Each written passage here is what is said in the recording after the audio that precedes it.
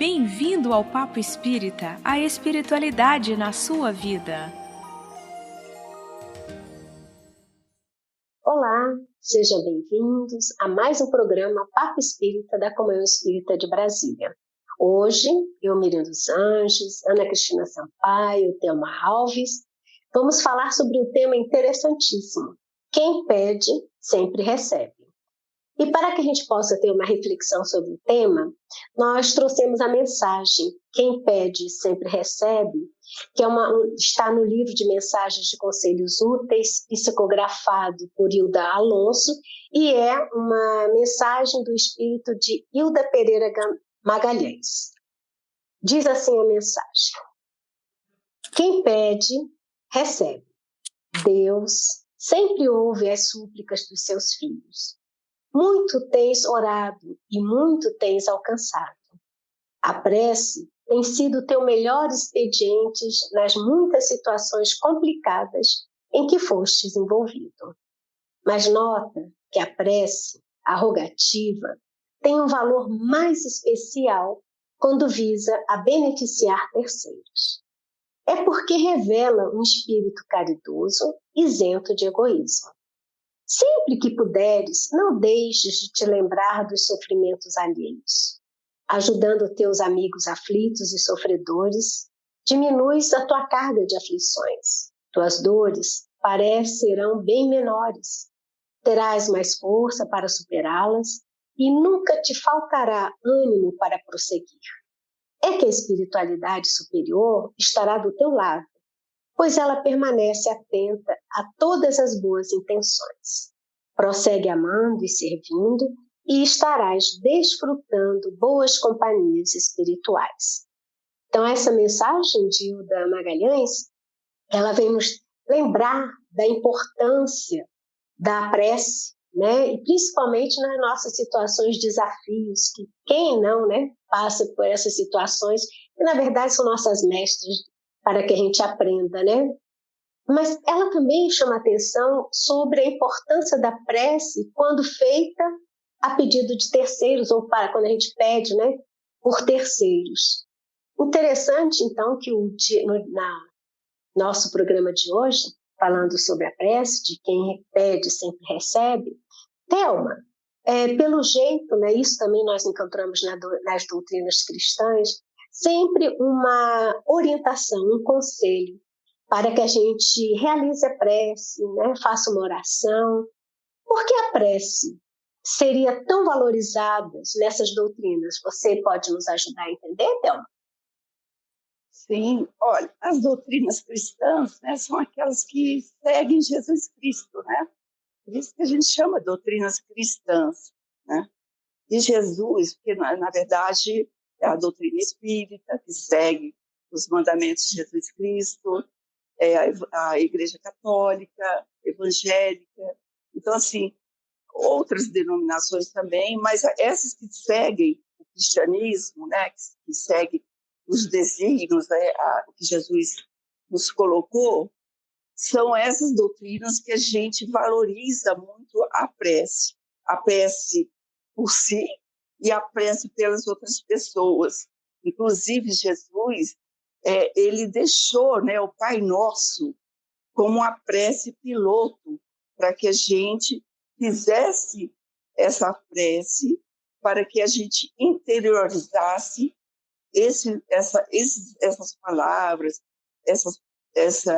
toda a colocação, né, que Jesus foi feito, e aí trabalhando eu como pessoa e colocando as outras pessoas que convivem conosco, né?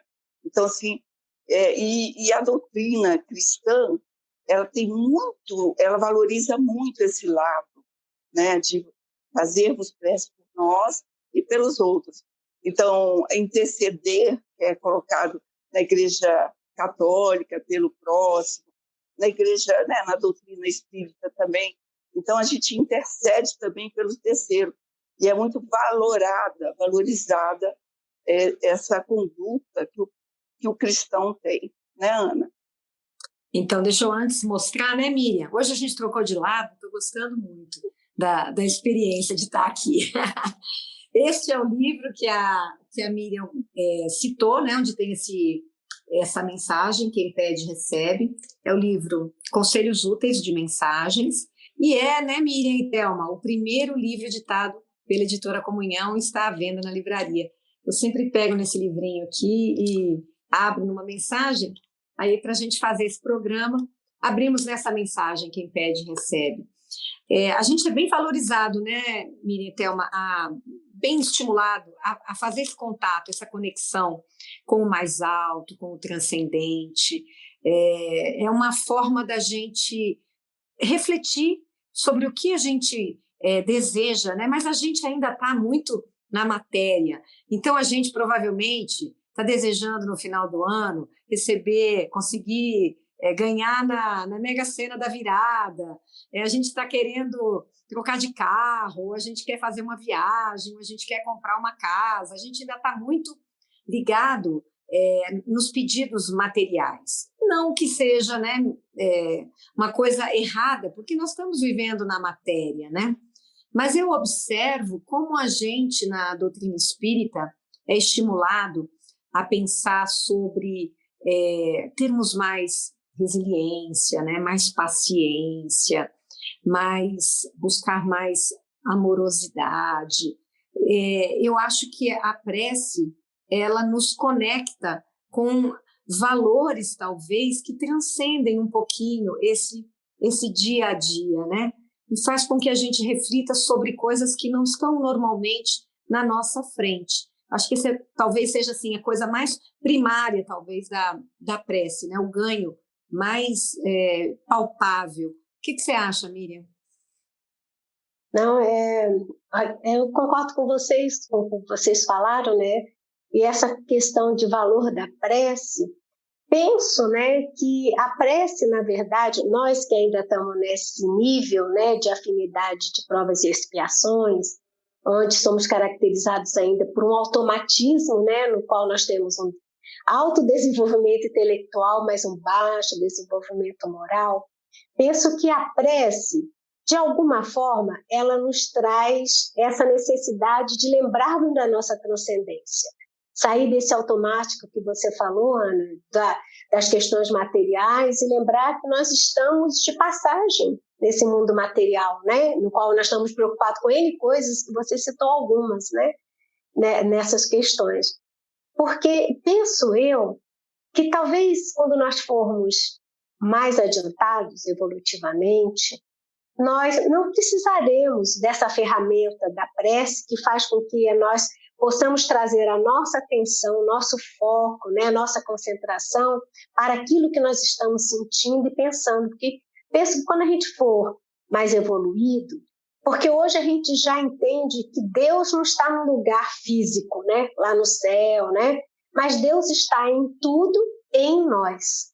Que Ele é onipresente, onisciente, né, e onipresente, onisciente, gente, esqueci um outro homem. Mas isso não tem problema. Nesse sentido, se Deus está em mim, se Ele faz parte de mim, Ele sabe, né? O que penso, o que sinto, minhas necessidades, mas é quando a gente ainda está nessa intimidade com Deus tão distante, que a oração é essa ferramenta que faz com que a gente lembre da nossa transcendência, que nós conseguimos mudar a nossa vibração, e aí a gente eleva um pouco o nosso padrão vibratório para que a gente também se conecte com a espiritualidade superior, e aí essa oração vai trazer o que tem aqui no título, né, que a Hilda Pereira Magalhães trouxe. Quem pede sempre recebe, né? Não recebe aquilo que a gente pede, né? Porque se a gente lembrar, a gente pode pedir, né? Aliás, gente não vai pedir ainda, talvez, né? Não, e nós, sinceramente, nós somos mais pidões do que gratos, não é verdade? Então, primeiro, eu acho que a gente não sabe qual é a finalidade, o propósito maior realmente da prece, né? Quando a gente compreende que aquilo que nos chega é justo e certo, nós não vamos utilizar a prece, tira isso de mim, tira essa situação, né? Melhora. Não, Senhor, dai-me força para passar por essa prova e ter clareza do ensinamento que vou passar. Então, a maneira de se dirigir a Deus é de outra forma, porque Ele sabe o que a gente está passando, mas também sabe, e nós ignoramos, ou às vezes a gente até de rebeldia não aceita, de que nós estamos passando por aquele desafio, por uma necessidade de aprendizado, né? Então, eu acho que o valor da prece é bem nesse sentido, né? Então, acho muito interessante tudo que vocês falaram. E tem uma outra questão também dessa mensagem que a Hilda o Espírito Hilda nos traz, é que a gente deveria também se empenhar nas nossas preces para não ser uma coisa muito pessoal, né, muito individual, só para a gente ou para os nossos, mas que a gente também é compassivo com as aflições do outro, pudéssemos também nas nossas orações pedir a Deus essa força, essa clareza, que ilumine, né, que dê fé, esperança e coragem para aquele que passa pela aflição que não chega ao nosso conhecimento. E nós também, em algum momento, também recebemos, né, o pedido de pessoas, reza por mim, né, coloca meu nome no caderninho, no grupo mediúnico, né, a gente tem essas coisas, faz isso por mim, terceirizando, né, terceirizando essa tarefa, né, mas com relação a essa questão dessa terceirização, não é, por que talvez Hilda nos tenha trazido essa mensagem da necessidade de orar pelo outro? Thelma, você quer começar nessa reflexão? Por que é tão importante orar pelo outro? Isso é importante porque trabalha a nossa caridade, né? O nosso egoísmo, né? Isenta o egoísmo, e trabalha também a fé com o outro, né? Esse processo é interessante porque, ora, nós estamos orando pelo outro, ora, pedimos pelos outros para orar por nós. Olha a situação, né? Isso é o momento de estar humilde, pedir para, olha, gente, põe meu nome no grupo, porque eu estou passando por determinada situação. Puxa vida, todo mundo ora. E também a pessoa chega, olha, leva meu nome para o grupo, ora por mim, pela minha família, não sei o quê. Então, existe esse trabalho de caridade sem você dar o material, o espiritual. E quando eu fazendo uma analogia com o passe, porque quando você dá o passe, né, você é o primeiro a ser beneficiado, você vai receber aquelas energias de amor, de cura. Então, trabalha em você e você passa para a pessoa que vai receber o passe. Exatamente a prece, exatamente isso. Se você se coloca pedindo para o outro, a espiritualidade está vendo esse processo que você está vivenciando. Eu estou pensando no próximo. Eu estou fazendo uma caridade não de objeto, de coisa material, mas essa caridade transcendente, que transcende tudo isso que a gente vivencia. Porque você vai se colocar em silêncio. Porque às vezes você dá alguma coisa, até as pessoas veem, mas essa coisa de fazer e pedir para o outro, mesmo dentro de uma instituição religiosa, é uma coisa que você se reserva. Olha que bonito que é. Olha que desprendimento que a gente vai vivenciando, que esse é o processo de crescimento e maturidade nossa. Né, Ana? Eu penso assim que quando eu peço com vontade por alguém, aquela situação daquela pessoa está me tocando de alguma forma. E de algum jeito eu exercito a minha empatia, porque eu me coloco no lugar dela, da situação em que ela está passando, eu faço uma reflexão sobre aquilo que ela está vivenciando e que ela pede para que eu também interceda, né?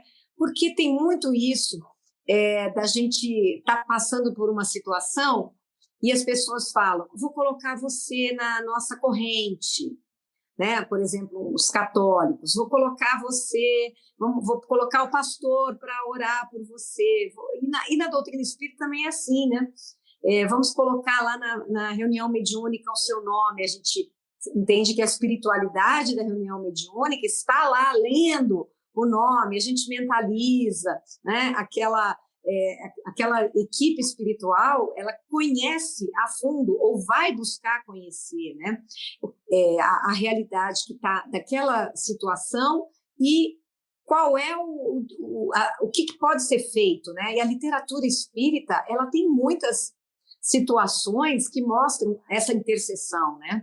Quando a gente pede para o nosso mentor e o mentor, não, às vezes, ele não consegue atuar naquela situação que é intrincada, porque normalmente envolve relacionamentos, né? Envolve outras situações, outras pessoas, que a gente não sabe o que está por trás, né? E, às vezes, uma equipe espiritual ela vai atuar naquelas pessoas envolvidas, trabalhando à noite, desdobrando aquele espírito, dando lições, promovendo encontros, de forma que aquela pessoa é tocada de alguma forma e a situação começa a se desenrolar. Às vezes leva anos, né, ou uma encarnação inteira, e aquilo não se desenrola às nossas vistas, mas às vezes internamente aquilo já está tendo uma solução. Então, quando eu penso nessa perspectiva de como é profunda essa situação e como ela envolve tantas equipes, tantos outros espíritos, né? Tantas outras situações, eu dou um peso maior para aquilo que eu estou fazendo, né? Às vezes eu não sei como vai ser solucionada aquela minha prece, mas, como diz a mensagem, ela sempre vai ser atendida. E a gente tem também, né, Miriam e Thelma, no Livro dos Espíritos, no Evangelho segundo o Espiritismo, desculpa, o capítulo 27 é todo dedicado à prece, que se chama Pedi e Obtereis. Então, aqui Kardec tratou de todos os ângulos da prece, né? Interessante até para quem quiser entender mais. Ele fala da qualidade da prece, da eficácia da prece, da ação da prece na transmissão do pensamento, né? Da prece pelos mortos, pelos espíritos sofredores, alegria da prece. Quer dizer, quando eu me disponho a me tocar com o problema de uma outra pessoa e pedir, é o que a Hilda Magalhães está dizendo, isso tem bons olhos na espiritualidade. Isso é a intenção, né? Não é isso, Miriam? Não, antes de falar, né, dessa parte do Evangelho segundo o Espiritismo, do capítulo 27, que também é interessantíssimo, só retomando, né, a questão da prece por terceiros, é o primeiro caminho que a gente vai fazendo na questão do entendimento e da vivência da transcendência, de que nós somos, né, espíritos imortais, em processo evolutivo, vamos exercitando fraternidade, né, no sentido, somos irmãos, estamos na mesma caminhada. E é interessante que a gente sai do foco daquilo que me toma, das minhas próprias necessidades ou dos meus, e me sensibilizo, sou tocado, né, Ana, como você disse, sou tocado pela aflição do outro, né, e aí sou tocado também que nesse caminho da fraternidade e no exercício da caridade, como chamou Thelma, que caridade é o amor em ação, né, então eu vou colocar a serviço esse amor que eu trago em mim, eu vou também pedir pelo outro, né, para que ele também tenha as suas aflições amenizadas, né? Desculpe, gente, é um barulhinho aqui. Mas a outra coisa que também me chama a atenção que às vezes as pessoas nos solicitam para que façamos uma prece por elas, que levemos o nome para nossos grupos, mas ela continua igual. Eu não mudo nada, continuo na minha rotina, já que a Ana e a Thelma levaram para mim meus pedidos, graças a Deus vou levar lá para a comunhão, meus problemas serão solucionados e eu continuo igual. Também não funciona, não reflete, não é verdade? Né? Não. Porque as aflições, também está, né, na doutrina espírita. Elas têm uma origem ou no passado ou no presente, ou seja, nós mesmos somos responsáveis por elas, né?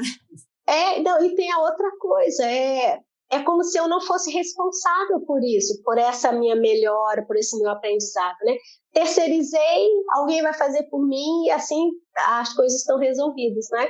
Quem faz a prece, a espiritualidade está conectada, está mentalizando aquele que pediu, mas se aquele que pediu continua no mesma coisa, ou seja, o meu problema será resolvido, já passei, já terceirizei, e eu não mudo nem minha forma de pensar, não mudo meus sentimentos, não mudo o filtro, né, do que eu vejo a vida e o outro, se eu continuo exatamente igual, por mais que o outro ore por mim, que a espiritualidade chegue até mim no processo do desdobramento até, né? Mas eu estou tão longe disso que nem vejo a espiritualidade no meu desdobramento, que nem estou aberta, né, a receber, e às vezes ainda quando a coisa não funciona, diz que até amanhã são fraquinhas como médios, ou então aquele centro espírita que ela trabalha, não é bom não, gente, que eu pedi não aconteceu nada.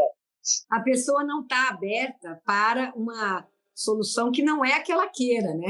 Sim. Isso é que é complicado. E tem uma coisa, se a aflição, se o desafio não chega, ele tem um propósito de mudança. Então, eu tenho que estar predisposta à mudança que estou sendo convidada a fazer. Não é continuar... nós passamos quase há 3 anos vivendo uma pandemia, algo surreal, né? Que a humanidade nunca experimentou. Mas ainda, às vezes, quando já que as coisas já estão um pouco mais sob controle, a humanidade acha que pode voltar ao que era antes. Antes está no passado, agora nós estamos com outra realidade e tudo mais, não é? Então, é nesse sentido, a gente tem que estar pronto para as mudanças do convite. Agora, nesse capítulo 27 do Evangelho segundo o Espiritismo, acho muito interessante quando ele fala que quando a gente estiver para orar, que a gente entre no quarto, feche a porta e que oremos ao Pai em secreto, né? No começo, eu achava que era literalmente o que estava escrito. Estar num lugar isolado, né?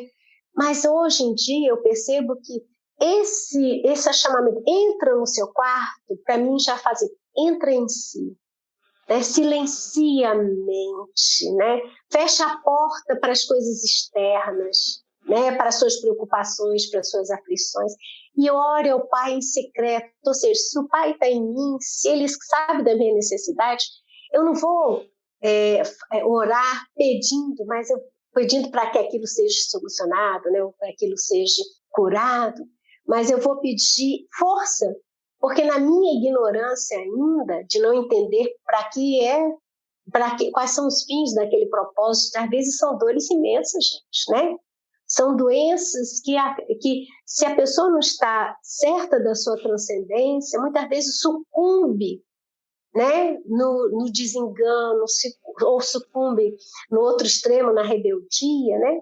Então, acho muito interessante essa parte, e a gente vai entendendo que Jesus, quando ele trazia, né, os ensinamentos, não era para que a gente fizesse a coisa externamente, né? É a mesma coisa, aquelas preces enormes, um vocabulário impecável, não é? Mas vazias de vivência, né? Eu acho isso muito interessante. O que você acha, Tamir? Exatamente. A gente tem que saber essa questão da maturidade, de ter essa intimidade com o nosso Pai, nosso Criador, né? Então, isso vai através do tempo, se predispor a realmente se entregar a Cristo, né? Falar assim, não, estou seguindo esse desígnio, eu estou tendo a confiança, eu estou tendo a fé, né, no que eu peço, ou se o que vem, ótimo, o que não vem, vou saber por que está vindo. Então, esse processo que, de fato, a gente tem que vivenciar, que é o diferencial, isso que você colocou. E até falando sobre o 27, que tem essa pergunta, que quer dizer que precisamos, quer dizer que não precisamos ter igreja nos locais especiais para pedir a Deus. Tem sim, tem gente que precisa. Tem gente que precisa estar na igreja, frequentar o centro espírita, frequentar a comunhão, que esses lugares, eles são referenciais para que a gente encontre o norte de como fazer, para a gente interagir, envolver em nós esse processo de amadurecimento, esse sentimento em relação ao nosso Pai, né, Ana? Eu acho que a gente ainda está num nível que a gente precisa criar essa conexão em algum lugar determinado. Ainda está muito arraigado em nós, né? E quando a gente chega, por exemplo, lá no centro espírita ou na reunião mediúnica, ali a gente tem um ambiente, ou na igreja, né? A gente tem um ambiente propício para essa conexão. O ambiente todo, às vezes, né, está impregnado já de energias, de vibrações, né, de muitos pedidos ali, de muitas esperanças. Então, aquilo tudo tem uma espiritualidade ali também atuando, conhecendo as nossas dores, as nossas questões e buscando nos intuir de alguma forma, né? Por isso que nesses ambientes a gente encontra mais paz, mais serenidade, a gente consegue, às vezes, fazer essa... A Miriam explicou que a gente consegue entrar dentro do nosso íntimo, olhar para nós e o que é que está me afligindo. Porque, às vezes, a gente não sabe nem pedir, muito menos qual é o resultado que virá, né? E se a gente pede paciência naquela aprovação, se a gente pede entendimento da lição, né? Isso com certeza a gente sabe que vai vir, mas a gente tem que se abrir, porque muitas vezes a gente vive uma situação que parece que ela não acaba, né? Ela não tem fim. A gente quer que termine e ela não termina. Então ainda tem ali às vezes uma resistência minha, tem algo dentro de mim que eu tenho que modificar, que compreender, e que eu ainda não consigo, porque às vezes eu não obtive paz ainda. O objetivo é eu alcançar de alguma forma alguma paz dentro daquela turbulência que eu estou vivendo, porque nós vamos viver turbulências o tempo todo, às vezes está um pouquinho pior, às vezes dá uma descansada, né? A gente dá uma amenizada, mas a vida são situações atrás de situações que a gente tem que enfrentar. Esse é o nosso nível evolutivo. E a gente tem na oração esse recurso para quando a gente tiver com muita dificuldade de entender, tiver próximo da rebeldia, né, Miriam? Eu já tive altas orações rebeldes mesmo, né? De DR, assim, de não aceito. Mas a gente, na nossa infantilidade, a gente entende que os nossos mentores, Deus, compreende essa birra que a gente faz, da gente ainda não conseguir aceitar, né? Tudo isso faz parte do processo. E eu gosto de pensar a oração nesse momento em que meu Deus, não sei o que eu faço, me ajuda, né? E isso pode ser feito dentro do carro, dentro do quarto, na cozinha. Não, Miriam? Mas isso é uma oração, Ana. É oração, exato, né, Thelma? Mas a gente tem que aprender a também utilizar disso, e não só recitar, né? Muito importante isso. Eu acho que é isso que a doutrina também nos traz, né, gente? Porque a gente tem a crença de que eu só orar, eu tenho às vezes um horário para orar, só posso orar daquele jeito, recitando, né? Às vezes determinadas frases que Deus só vai me ouvir, né? Dentro de uma instituição, fora da instituição ele não ouve. Então acho interessante, porque nós somos muito sentido, né? Nós aqui ainda nesse planeta, nós nos identificamos com o exterior através dos nossos sentidos. Então, por isso que ainda é tão importante ter uma instituição na qual eu me dirijo, para que, né, eu crie uma rotina nessa instituição, porque, de alguma forma, eu vejo, eu percebo, eu sinto, né, uma atmosfera diferente, as pessoas na mesma intenção que a minha, de trabalhar o meu melhor, né, de servir ao bem. Então, a gente ainda tem essa necessidade, porque nós somos muito sentidos ainda, né? Sentimentos a gente está aprendendo, né? Então, por isso que às vezes é muito mais fácil a gente se identificar com algo que eu vejo, com algo que eu sinto, né? Com algo que eu ouço. Então, é extremamente interessante. E tem uma outra coisa também, né, que a gente começou a falar, que às vezes a gente também ouve, e às vezes também, né, na nossa infantilidade, como você trouxe, né, Ana? A gente fala, nossa, mas eu rezei tanto para Deus, pedi tanto para a espiritualidade amiga, mas não acontece, não aconteceu. Por que será, hein, meninas? Que a gente às vezes tem essa resposta. Não é bem como você quer. Nós temos um companheiro de grupo, né? Ele sempre diz assim, cuidado com o que você pede. Porque dependendo do que você pede, você recebe. Está dizendo que pede e recebe. Só que a gente, às vezes, não sabe exatamente o que a gente está pedindo. Às vezes, a gente firmou compromissos anteriores, né, antes de encarnar, justamente ao contrário daquilo que a gente quer, como uma forma da gente se educar. E a gente não entende isso. Por isso que é importante, na oração, a gente pedir entendimento, né? Porque o que eu estou aprendendo, por exemplo, muita gente pede um relacionamento, né? Nossa, eu vivo tão sozinha, por que eu não tenho um relacionamento? Ou não tenho filhos, não tenho família, né? Solidão. Às vezes é o exercício da solidão que vai te fazer, te dar o aprendizado que você necessita. Às vezes a doença, né? Meu Deus, a doença é uma porta de saída da gente aqui. Praticamente todos nós vamos passar por doenças. E provavelmente vamos desencarnar com uma, né? Ou várias, não sei. E aí a gente quer se livrar da doença. Mas como conviver com aquela doença? O que essa doença está me trazendo, me permitindo aprender? É difícil a gente fazer esse tipo de exercício e esse tipo de oração, né? Hein, Thelma? Exatamente. A gente passa por situações porque somos rebeldes mesmo, né? Então, a gente quer resolver logo. Eu tenho tudo, então já... Então, e na maioria das vezes, a gente, quando está numa fase boa, a gente esquece de Deus. Mal faz prece. Dorme sem fazer prece, acorda, não sei o quê. E quando a gente está no sufoco, a gente faz prece 24 horas por dia. Prece para todo mundo.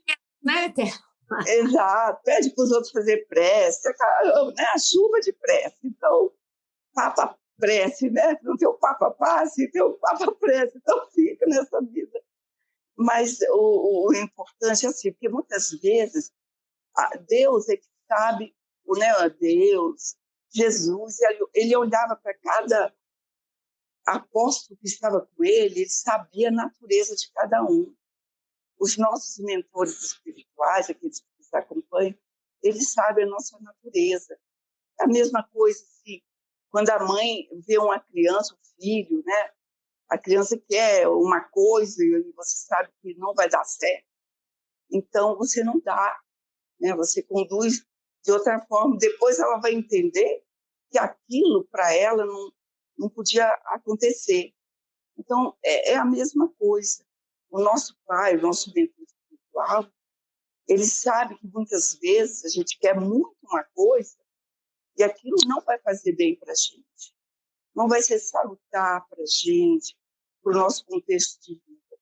E mais tarde, a gente vai ver com maturidade e falar assim, nossa, poxa vida, se eu tivesse, né, eu pedi aquilo, se tivesse acontecido, não ia ser muito bom. Então, assim, a gente vai descobrindo, depois de uma certa maturidade, que o pai estava certo, o mentor espiritual, a não nos atender estava certo. E a criança vai entender, nossa mãe, você teve razão, eu não fiz isso, eu podia me machucar. Então, é a mesma coisa. Esse paralelo é muito importante para a gente sentir que nós ainda somos crianças no nosso processo evolutivo, né, meninas? Não, com certeza. E se a gente pensar em questões de vibração planetária, né? Nós mal saímos do primitivismo, estamos tentando diminuir o egoísmo para ir numa vibração melhorzinha, que é a tal da regeneração, né? Então a gente ainda está muito criança mesmo, né? E né, nesse espírito infantil, a gente é igual criança, né? Quando a gente começa a ficar um pouquinho mais espertinho, a gente acha que pode criar umas historinhas para o pai, né? Dar uma driblar um pouquinho o pai e a mãe para conseguir o que a gente quer. Só que nós, enquanto pais e mães, nessa faixa evolutiva, nós também temos uma limitação de compreensão do nosso filho. Às vezes a gente nem enxerga ele como um espírito velho, né? Alguém que já viveu muitas experiências, né? Acha que ele nasceu zero. Quando ele nasceu, veio alguém zerado, sem experiência, sem sabedoria, sem conhecimento, sem nada. Então, mas Deus, aquele que nos criou, né? Aquele que tudo iniciou, veja, você acha que ele amorosamente nos olha e fala assim, oh meu Deus do céu, não compreende, acha que pode me passar a conversa, eu vou cair na conversa dele ou dela, né? Mas eu sou um pai amoroso, é pelo ensinamento que ele vai aprender, não é?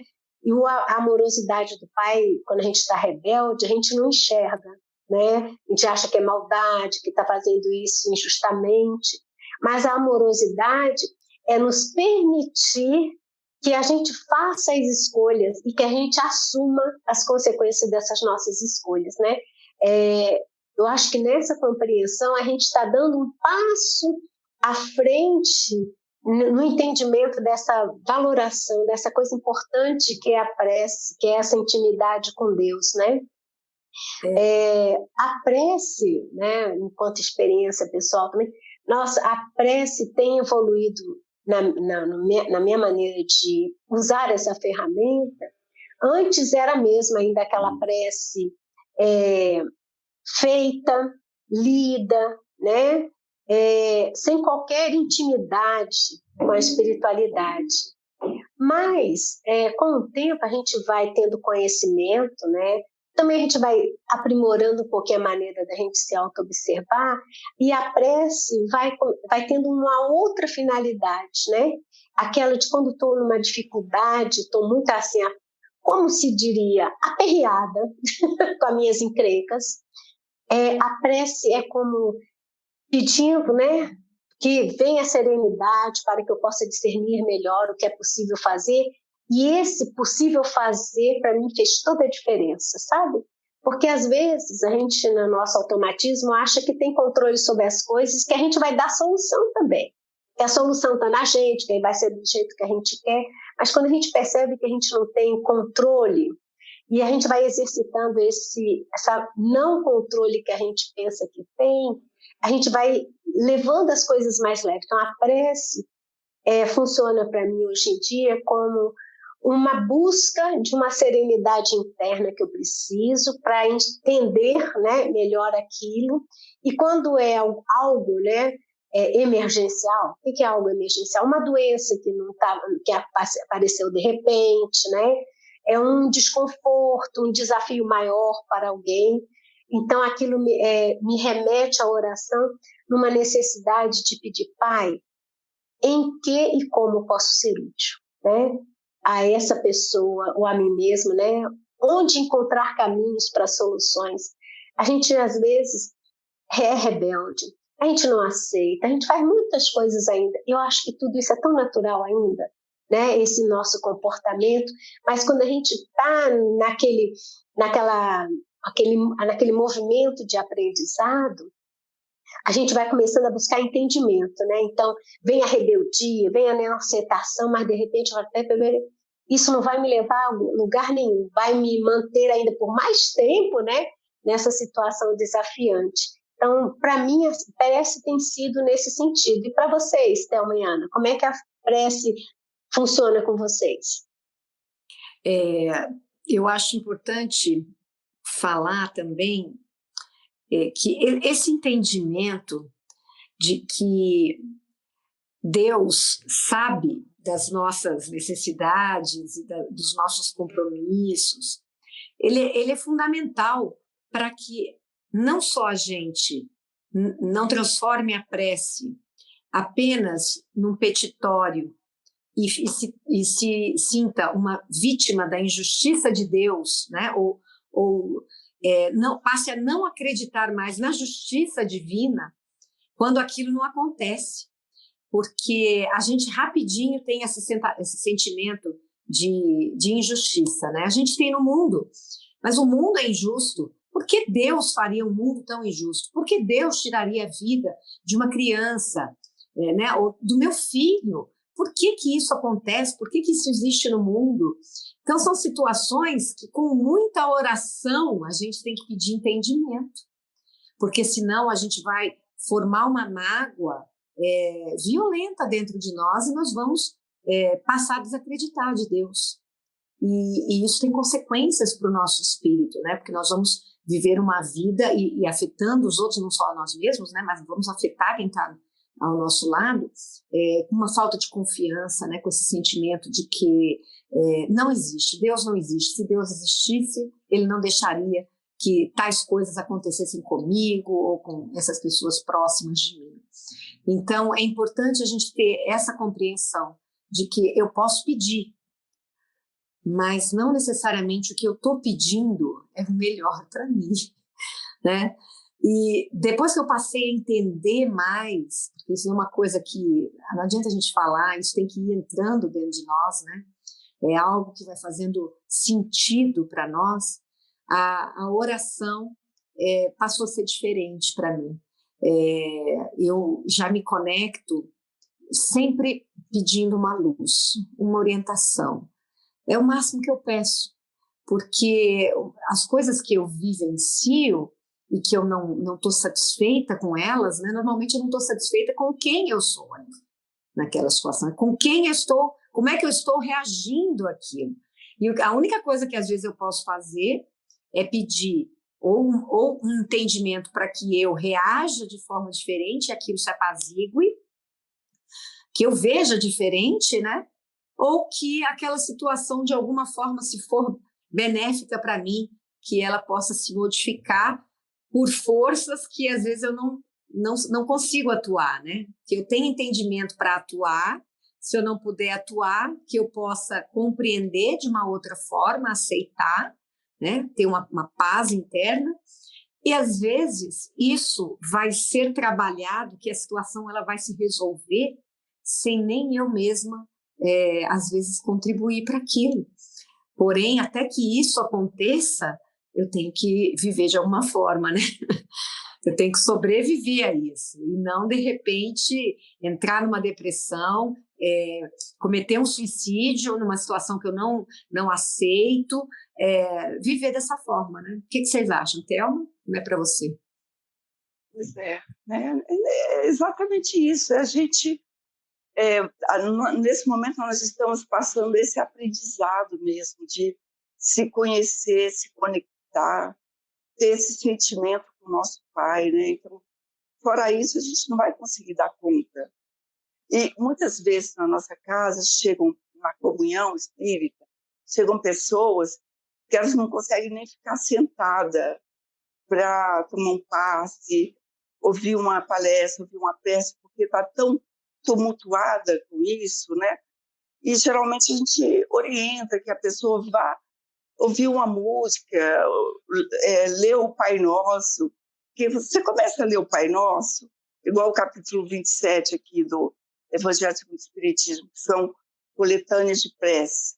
Então você começa a ler, né? Começa a ler, mesmo você não tendo aquela interação, aquele sentimento, você começa a se modificar, a esse processo da autoobsessão. Então, você começa interagindo e mudando isso em si. E à medida que você vai perseverando nesse processo, você vai conduzindo dessa forma, você vai se conhecendo, e você vai se integrando ao nosso Pai, né? Por isso que Jesus ensinou o Pai Nosso, porque é uma oração completa. Ele coloca uma oração completa e te norteia para todo esse processo de que você começar a fazer uma prece, ô Pai, me ajuda, já é uma prece. Mas a chegar a esse ponto, a pessoa tem que, né, trilhar vários processos e desmembrar várias situações. Porque tem gente que consegue fazer uma oração com terço, segurando, outro segurando uma Bíblia, outro pegando um livro espírita, né, segurando assim, porque faz parte daquele envolvimento ainda físico, né? Ainda faz parte. Então, e à medida que a gente vai se entregando de fato ao poder superior, a gente vai sendo uma coisa mais tranquila e mais leve. Mas é um processo, né, amiga? E olha, como sempre, né, a gente vai se empolgando com nossas reflexões enquanto a gente está fazendo papo, mas os minutos passam, né? E nós já estamos no nosso horáriozinho já ultrapassando um pouco. Então, antes que a gente encerre, né, convidar as pessoas que nos assistem a vivenciar essa oração na maneira como nós estamos trazendo, né? Dessa maneira mais reflexiva, mais intimista com Deus, né? Porque faz diferença, né? É uma outra forma da gente enfrentar as dificuldades e de usar melhor essa ferramenta que é a oração. Então, Thelma, Ana, essa troca de papel não é muito confortável para mim, entende? Miriam, eu particularmente me senti bem aqui. Eu não me senti ótima aí. Essa troca de papéis para a gente ver que às vezes a gente, né, tem uma mudança que a gente tem que enfrentar, né? Desafios a enfrentar. Então, a vocês meninas, aqueles que nos assistem, que a ferramenta da oração seja cada vez melhor utilizada, né? E quando a gente fizer a prece do Pai Nosso, como lembrou Thelma, que existe um trecho na qual a gente deve meditar sempre, quando a gente pede a Deus que seja feita a vontade dele e não a nossa, né? Então, isso nos traz já um processo de extrema entrega à vontade divina, que não é a nossa, né? Então, aqueles que nos assistem, hoje nós vamos ficando por aqui por causa do nosso horário, mas o Papo Espírita vai ao ar todas as quintas-feiras, às 19 horas, no canal da Comunhão Espírita de Brasília, no YouTube. Deem um like, comentem, compartilhem o Papo Espírita, para que também outras pessoas tenham acesso. Às vezes uma palavra, né, uma frasezinha que a gente tenha dito faz uma diferença enorme no entendimento de muitas coisas. Então, obrigada, Ana, obrigada, Thelma, e a vocês que nos assistiram. Até mais.